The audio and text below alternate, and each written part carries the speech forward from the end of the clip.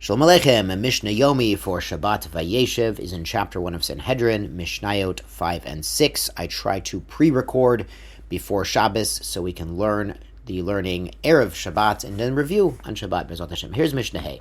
Ein donin lo teshevet. We do not bring to court a tribe. For instance, if a tribe of Am Yisrael is accused of idolatry, v'lo et navi sheker, and not a false prophet, v'lo et kohen gadol, and not the high priest, Ela, only Alpi Beitin Shel Shivim Ve'echad. We only bring them to court in the high court, the high Sanhedrin of 71 judges in Yerushalayim.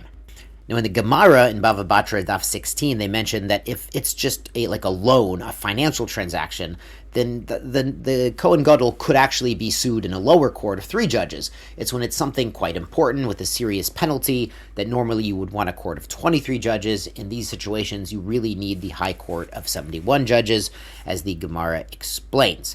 Now, the Mishnah adds, Ve'ein motziin le'melchemet reshut. We do not go out for a war of choice, Ela alpi beitin shel shivim ve'echad, only with the acquiescence, the agreement of the Sanhedrin. Obviously, a war of self-defense, a melchemet mitzvah, you don't need to go to the Sanhedrin first. You need to do what you need to do. But when it's for economic reasons, you're trying to expand the borders of Am Yisrael or get plunder from foreign nations in Eretz Yisrael, then you would need Sanhedrin's agreement. There's actually a Maisa in the Gemara in Brachot, Daf Gimel Amud Beit, where David the Melech consults the Sanhedrin before going out to war. We mentioned way back in Trumot and Meiser about when they talk about the status of Syria, that Syria is kind of kadosh for Trumot and Meiser, kind of not, that King David the Melech, took over Syria for financial reasons, and my personal theory is that's why Syrian Jews continue to this day to be very blessed in business, Baruch Hashem, following the example of David HaMelech, providing for Am Yisrael. Back in our Mishnah, Ve'ein Mosifin Ala Ir, we do not add to the city of Yerushalayim, Vala Azarot, or the courtyards, Ela Alpi Beitin Shel Shivim Ve'echad, only with the agreement of the High Sanhedrin.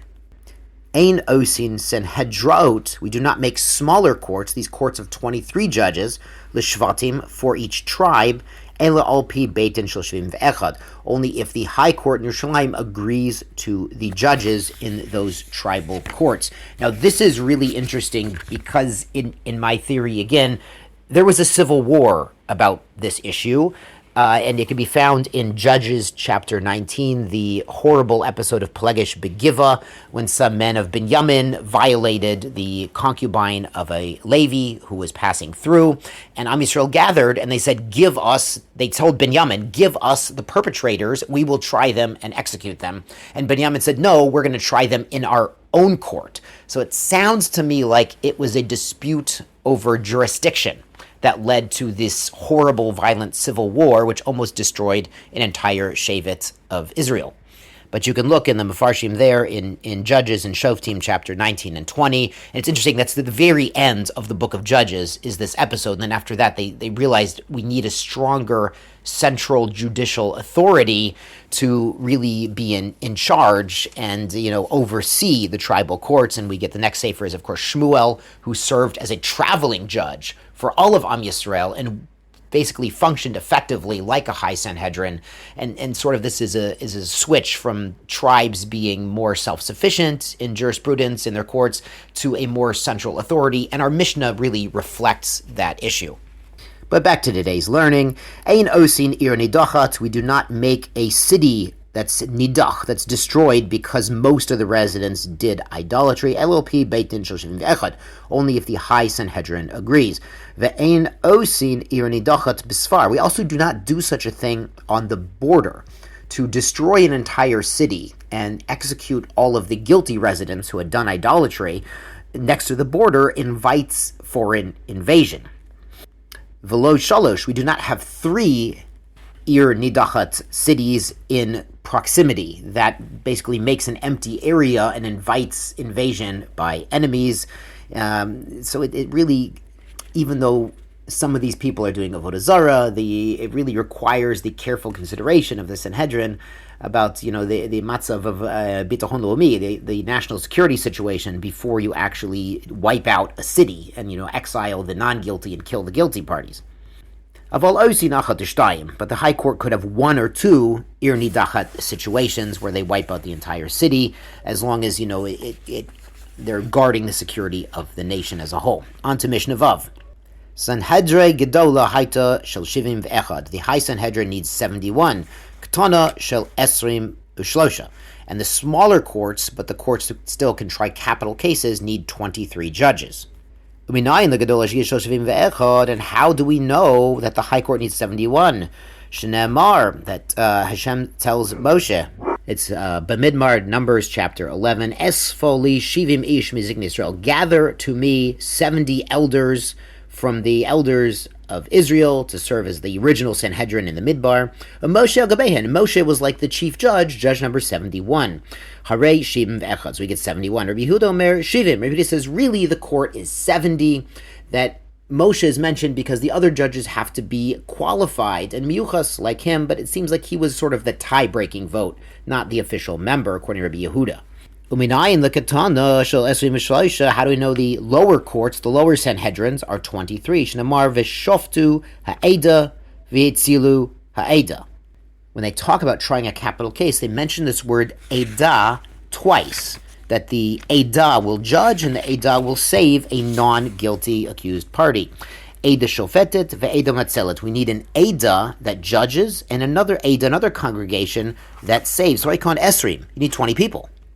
How do we know the word Edah connotes 10? Shneamar ad matai la'edah hara hazot. That Hashem talks about the spies sent to spy out Eretz Yisrael. Until when will this evil congregation keep spreading Lashon Hara? Yatzu Yeshua Kalev. But Yeshua and Kalev were not included in the evil spies. Remember, there are 12 spies. Minus Yeshua and Kalev, you have 10. So an Edah is 10. So far, 10 and 10 is 20. Minayin lahavi od shlosha. How do we know to add 3 more? Mimashma shneamar, because it talks about judges. Lo tiye acharei rabim liraot. Don't go after the majority to convict. This is in Exodus and Shemot chapter 23 when they're talking about judging a capital case. Shomea ani. So this does tell me she'ehiyeh imahem latova. I could follow a majority for the benefit to acquit the defendant, the accused. Imken lomanemar achrei rabim lahatot. Why does it say don't go after it says go after the majority. We do tilt towards the majority, but it also says we don't go after the majority for to convict. Loka hayatcha latova hatayachta l'ra.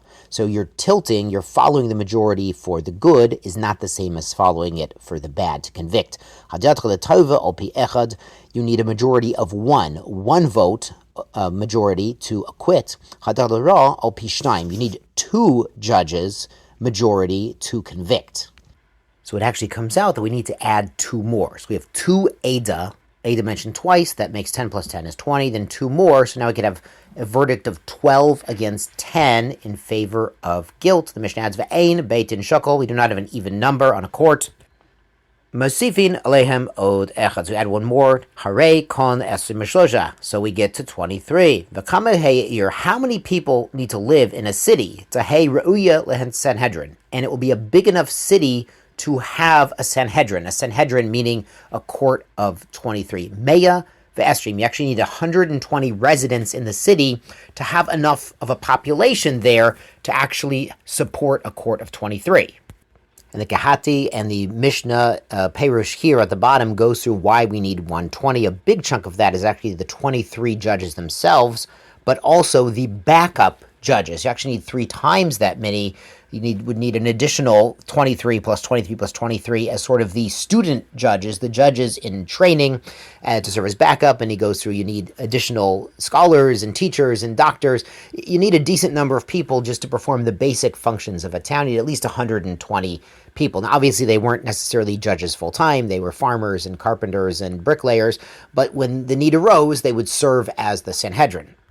Rabbi Nehemiah says, Matayim Ushloshim, you really need 230 residents to have a Sanhedrin of 23 in that city. Keneged Sare Asorot, because each judge is basically a sar, an officer or official, over 10 men of the city.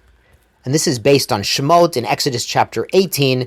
They describe a system where there was an official over every 10 men, then there were higher officials over 100 men, some who were over 1,000 men, and then Moshe Rabbeinu himself was over 600,000, really was like the highest judge, the highest official of the land. And it's amazing to think about that historically, even in very small Jewish towns and cities, people were willing, when the need arose, willing to serve as officers of the court, as judges, as officials, to make sure that, the halacha, the jurisprudence, was followed appropriately. Of course, tzedek tirdof, that Am Yisrael has historically, and we are required to pursue justice, and having courts even in small towns is part of that. Yishar kochachem, Shabbat Shalom.